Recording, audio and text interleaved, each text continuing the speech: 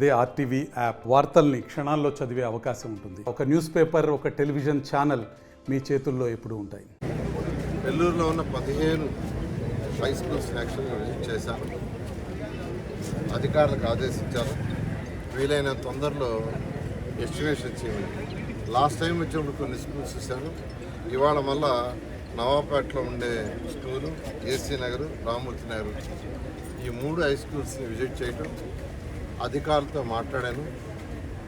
ఎలా చేస్తే ఈ 40 రూములు వస్తాయి, ఎందుకంటే ఒక స్కూల్ అంటే దానికి అన్ని ఫెసిలిటీస్ ఇవ్వాలి, గ్రౌండ్ ఇవ్వాలి, పిల్లలకి చక్కగా ల్యాబ్స్ ఉండాలి, కంప్యూటర్ ల్యాబ్స్ ఉండాలి, ఈరోజు రోబోటిక్ ల్యాబ్స్ ఉండాలి, physics lab, chemistry lab, biology lab, తర్వాత dance room, music room, other activities room, ఇలా అనేక ఉండాలి. ఇవన్నీ ఉండాలంటే ఒక 40 రూముల వరకు కావాలి.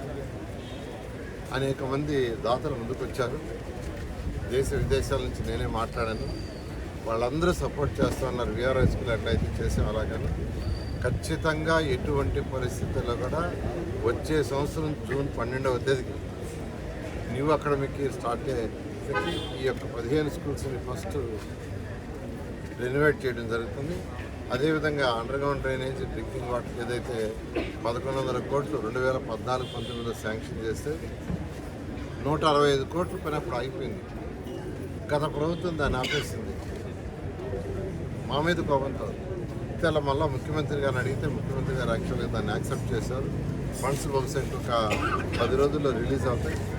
అది రిలీజ్ కాగానే ఆల్రెడీ పని చేస్తున్నారు. అయితే వాళ్ళకి ఆల్రెడీ 120 కోట్లు ఇవ్వాలి. అందుకని వాళ్ళు స్లోగా చేస్తున్నారు. ఆ ఫండ్స్ రంగానే వాళ్ళకి ఇచ్చి వేగవంతంగా చేసి 1 ఇయర్ లోపల నెల్లూరులో ఉన్న 54 డివిజన్లకి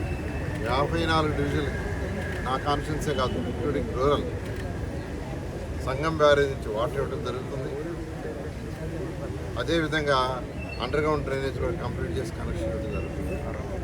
అదేవిధంగా అనేక కెనాల్స్, ఇప్పుడే చూసిన కెనాల్ భయంకరంగా ఉంది. అండర్గ్రౌండ్ డ్రైనేజ్ చేసిన ఆ కెనాల్ ఓపెన్గా ఉంటే దోమలు దాంట్లో వస్తాయి. అందువల్ల అవి కూడా యాక్చువల్గా చేయడానికి ముఖ్యమంత్రి గారు మరొక 50 కోట్లు యాక్చువల్గా శాంక్షన్ చేశారు. బడ్జెట్లో పెట్టించాం. దానికి కూడా టెండర్లు రెడీ చేస్తున్నారు. బహుశా ఈ యొక్క 1 వీక్లో అది కూడా తయారవుతుంది. అదైతే ఆ టెండర్లు పెట్టేసి ఆ డ్రైన్స్ 2 పక్కల కాంక్రీట్ వాల్స్ కట్టి పైన స్లాబ్ వేస్తారు. స్లాబ్ వేయకుంటే మళ్ళీ దోమలు వస్తాయి. అలా ఈరోజు నెల్లూరులో అనేక పనులు ప్రజలకు ఏదైతే మాటిచ్చామో ఎండ్ రోడ్స్, రోడ్డుకి ఆ పక్క ఈ పక్క చిన్న చిన్న గ్యాప్లు ఉంటే ఫిల్ చేయమన్నాం. ఎందుకంటే మున్సిపాలిటీ వాళ్ళు 23 మిషన్లు కొన్నారు, స్వీపింగ్ మిషన్లు.